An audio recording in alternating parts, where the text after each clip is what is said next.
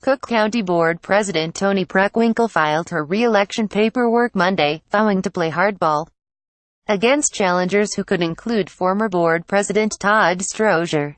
Preckwinkle is trying for a third term despite a public backlash against her pop tax, which the county board has voted to repeal. Seeking to capitalize on Preckwinkle's weakened political standing are Strozier and Bob Fioretti, a former Chicago alderman. Fioretti told the Tribune he's still collecting the 8,236 signatures needed to run for county-wide office, and will be submitting soon, while Strozier could not be reached for comment on when he's planning to file to get on the ballot. Preckwinkle said she is planning to challenge the validity of her opponent's signatures, a tactic that sometimes results in candidates being removed from the ballot because they didn't get enough legitimate names. "I have a strong record and I'm going to run on it," Preckwinkle said while talking to reporters before filing. Preckwinkle was among the crowd of candidates vying for Cook County government seats up and down the March primary ballot who took part in the political theater of lining up early Monday morning to turn in their petitions. It's considered a slight advantage to appear first on the list of names on the ballot, an honor that goes to the first candidate to file petitions for a given office, and it's a sign of political power and commitment to the race to turn up on the first day of filing with many more signatures than required. Also in the line that snaked through the basement of the county building downtown was Assessor Joseph Berrios, who doubles as county Democratic chairman. Berrios has drawn a primary challenge from Fritz Kigi, an asset manager who has been hitting the incumbent over what he says are problems in the tax assessment system highlighted this year by the Tribune.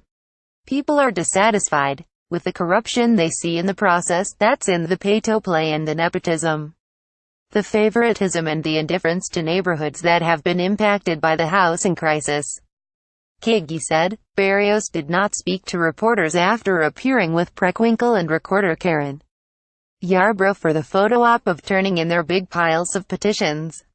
Yarbrough is running for county clerk after voters decided last year to merge her recorder's office into the clerk's office. Longtime clerk David Orr is not seeking re-election at the county board. The planned retirement of longtime Commissioner Jerry "Iceman" Butler has thrown open the doors for hopefuls in the 3rd District, which stretches from north of downtown south through Hyde Park and South Shore before hooking west to take in parts of Chatham and Gresham. Attorney Bill Lowry was on hand to turn in his petitions to succeed Butler. Lowry lists Alan King, the husband of 4th Ward ALD Sophia King, as his campaign chairman, and Preckwinkle is backing his candidacy, according to Scott Castrop, Preckwinkle's political director. Also filing for the chance to succeed Butler is Sharice Williams, who works for Illinois Treasurer Michael Frericks and has the backing of veteran 34th Ward ALD Carrie Austin and others. In addition, 3 other candidates for that contest: Patricia Horton, a former Water Reclamation District Commissioner and failed aldermanic candidate; Joshua Gray, advocacy director for a charter school group; and Stephen R. Wolf. None has filed the state papers required of those who raise or spend $5,000 or more to run for office. Commissioner Richard Boykin, who helped lead opposition to Preckwinkle's pop tax, is being challenged by Brandon Johnson, a Chicago teachers union political organizer. Johnson said he will try to paint Boykin as supporting big business over working residents. Last week, the county board passed a budget that relies on laying off more than 300 government employees to make up for the money lost when the beverage tax got rolled back. We have a current commissioner that has aligned himself with the Republican Party, protecting the interests of corporations while scores of folks continue to get laid off, Johnson said.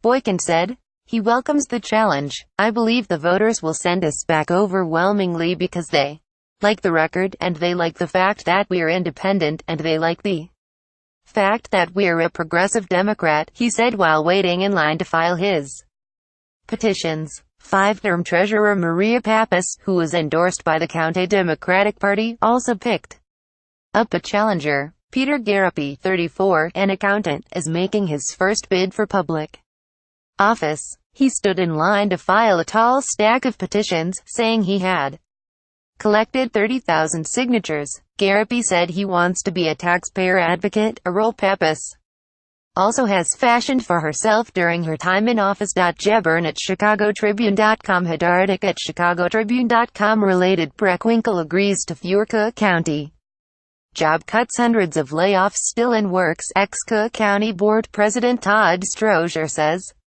he's running again. Former ALD Fioretti announces Preckwinkle challenge.